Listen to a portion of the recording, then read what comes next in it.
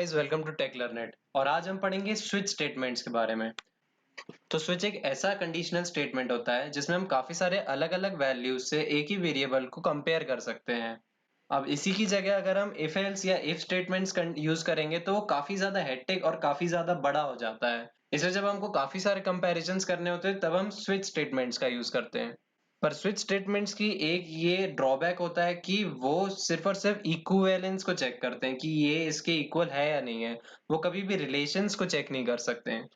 तो एक छोटा सा यहाँ पे मैंने एग्जांपल लिया है, जैसे कि आप देख सकते हैं समझाने के लिए आप लोगों को। तो यहाँ पे सबसे पहले मैंने एक ए करके एक वेरिएबल जो इंटीजर टाइप का है उसको मैंने यहाँ पे इनिशियलाइज किया है 0 से, और उसकी वैल्यू मैंने यहाँ पे इनपुट कराई है यूजर से। और यहाँ पे मैंने कहा है कि वो जो वैल्यू है वो 1 और 5 के बीच में होनी चाहिए। फिर मैंने यहाँ पे स्विच स्टेटमेंट लगाया है जिसमें मैंने अपने ए को पास किया है। ए मतलब जो मैंने जिसमें वैल्यू अपनी स्टोर कराई है उसको मैंने पास किया है, मतलब इसकी ही वैल्यू चेक होगी। उसके बाद यहाँ से ये पैरेंथेसिस बताता है कि यहाँ से मेरे स्विच की बॉडी स्टार्ट हुई है, तो बॉडी के अंदर स्विच में होते हैं केसेस। तो जो भी केस के बाद जो ये वाला टर्म लिखा होता है इसकी इक्विवेलेंस में चेक करता है। अब सबसे पहले केस में वो चेक करेगा कि ए जो है वो 1 के इक्वल है या नहीं है। अब अगर ए 1 के इक्वल होगा तो वो उसकी बॉडी को एग्जीक्यूट करेगा जो कि है सी आउट ए इज 1, मतलब ए इज 1 को वो प्रिंट करवाएगा।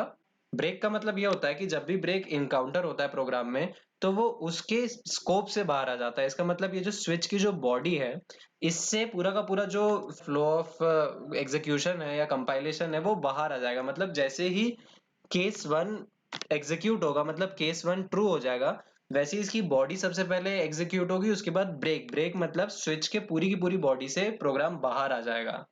इसलिए ब्रेक स्टेटमेंट लिखना बहुत जरूरी होता है स्विच में, इसको कभी ना भूलें। अब अगर ए जो है वो 1 नहीं है तो फिर वो 2 के लिए चेक करेगा और फिर 2 की बॉडी एग्जीक्यूट करेगा और सी आउट कराएगा कि ए इज 2। ऐसे ही सेम 3 के लिए भी है और 4 के लिए भी है और फिर 5 के लिए भी। लेकिन इसमें एक चीज बहुत इंपॉर्टेंट है कि इसमें हम एक डिफॉल्ट का भी स्टेटमेंट लिखते हैं। अब अगर इनमें से कोई एक भी कंडीशन ट्रू नहीं होती है फिर वो डिफॉल्ट की बॉडी को एग्जीक्यूट करता है। और यहाँ पे मैंने डिफॉल्ट की बॉडी में दिया हुआ है कि number entered is more than 5। इसको मेरे को कर देना चाहिए number entered is not in limit.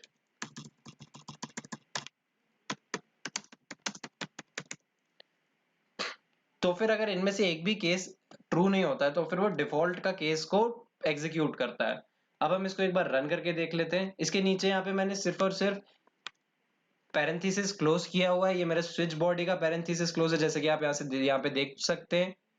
जैसे कि आप यहाँ पे देख सकते हैं कि यहाँ पे मैंने स्टार्ट किया था पैरेंथेसिस, तो यहाँ पे मैंने क्लोज कर दिया और फिर मैंने यहाँ पे गेट कैरेक्टर और रिटर्न 0 का स्टेटमेंट लिखा है। अब मैं इसको एक बार ऑल्ट और F9 से रन करके देख लेता हूँ। ऑल्ट और F9,